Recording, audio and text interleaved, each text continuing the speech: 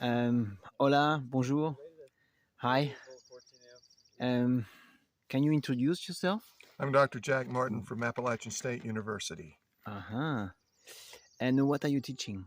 I teach electric bike training, which is now going to be called Light Electric Vehicle Associations training. And we teach people how to maintain bikes, to fix bikes, and to develop and manufacture them. And we cover batteries and controllers and motors and chargers, all the things that make electric vehicles go. And whether it's a little kid's toy or something that's traveling on the moon, they have the same components. Okay. Can you show it on this simple bike? So Okay. Well, everybody, if I can stand up, yeah. You stay yes. seated. But on a simple bike, you have a frame and a seat, the handlebars. Everybody knows that. And you have wheels. To make it where it works as a solar bike, you have to add a solar panel. You have some type of controller that will take the energy from the solar panel, condition it so it will go properly into the battery. Once you have the battery, then you have a controller in the vehicle, and that controller is usually held to a throttle, or it has a sensor in the cranks so that you know when you're going, and it will match that. And that's basically it.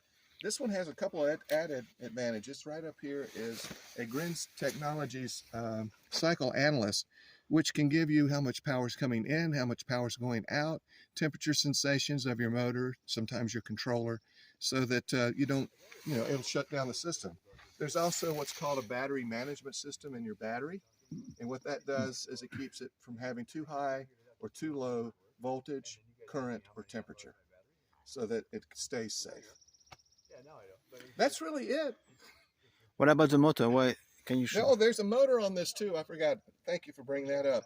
Motors can be placed in many places. This has a hub motor, which means it goes around the hub. It can be in the rear or it can be in the front. We have what's called mid motors, which come in at the crank, but they all do the same thing. They make the wheel go around.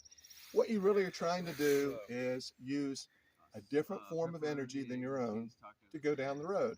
So what's beautiful about these, it's like having an added person that doesn't weigh that much push you down the road.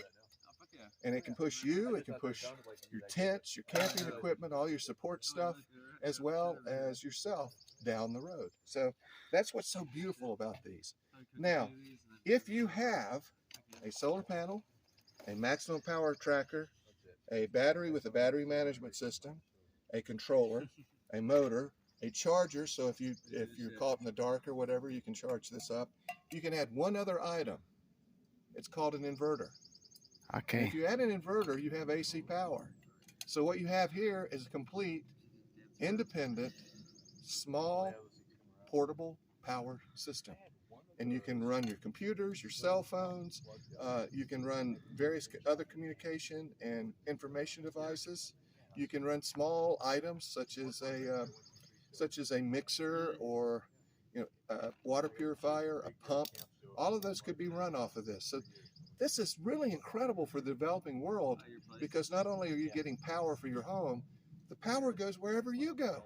So if you have a light and you've got a bunch of parents watching a soccer game, they can put this together at night, put the lights out, and the kids can have fun at night.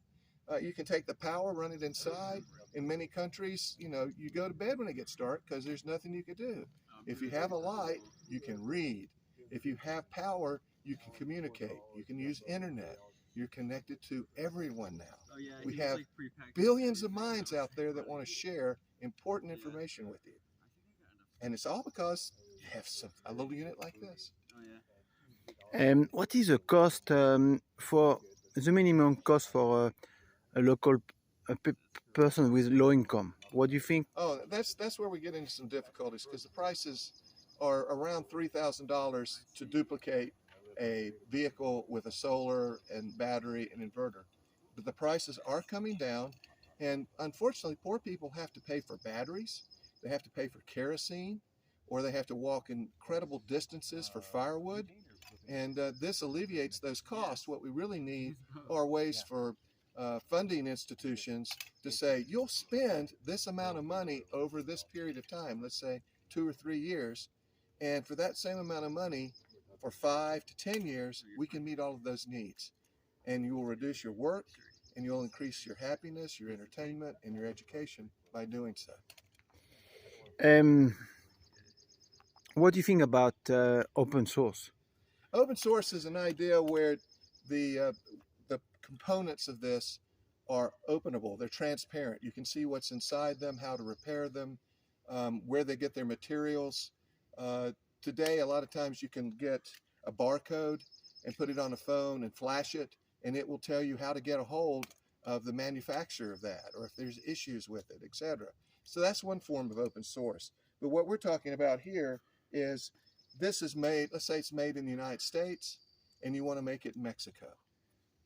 And you can do it. There's not, if there is a patent on it, it is a patent where the licensing for it is virtually free. You know, it comes with, somebody buys a battery, and there may be a penny just so they can know how many people are buying those batteries as part of the license. The only problem I've ever seen with open source is when somebody takes something that wasn't open source and not theirs and claims it's open source. Most people that I've talked to that have made systems, we have one that's called GridBeam, which is an adult erector set that we can make vehicles, tractors, pumps, wind turbines, etc. out of it. It is open source, but I have seen someone take their material, not give them credit, and say, this is now, for me, open source. We'd like, you know, the people who kind of come with the ideas, you'd like to have some, at least their name attached to it. Oftentimes, if it's been plagiarized like that, someone's taken somebody else's product, they don't know all the particulars about that product. They can't help you if something is wrong or something can be, you know, improved on it. But there are people and there are organizations out there that do have true open source. I'll give you a very good example in India. They have Tempos, the little 3-wheeled vehicles with the 2-cycle motors that pollute really badly. They went to 4-cycle motors. Then they changed the fuel to propane so they would burn cleaner. But then someone said, let's open source a frame for an electric Tempo. Now, the frame was very simple. It was very easy to lay out, and it was made out of commonly available steel parts. And the front end, it was, they could get off a bicycle or another old Tempo. And the rear part, they could actually even order off of a golf cart company. And then they just put an electric motor on it, and they put the batteries to it. And they put these directions out and said, on the internet, and said, here it is. You know, from the government of India, if you want to make an electric Tempo, this is how you do it. Now, not everybody in India could build a Tempo. Not everybody can build a bicycle or afford a bicycle. But the people often will do what's called whammy vans, which is a base truck where you build the rest of the body to it, suited to whatever you're doing. And so they would often make the little, the bicycles, the rickshaws, because they knew how to weld, they knew how to work with steel. And they would sell them, but often to poor people, they would rent them. So a person would go out and find a job and say, I need this. They'll include it in price, and they'll go negotiate, get the, the nice little Tempo or the rickshaw, use it for that day. The person who made it gets, paid for their work. The person who drives it and does the work gets paid for their work, and the person who needed something done, that gets done. So there's a lot of ways to get around some of this open source. Not everybody has to have everything. You need to know the people who have some of these that can take care of them. And that's one of the major problems we have, is that some people think, oh, I want one of these, like this bicycle. It's not worth anything if you don't know how it works, or you don't know someone who can fix it. Thanks a lot, You're welcome. Dr. Jack.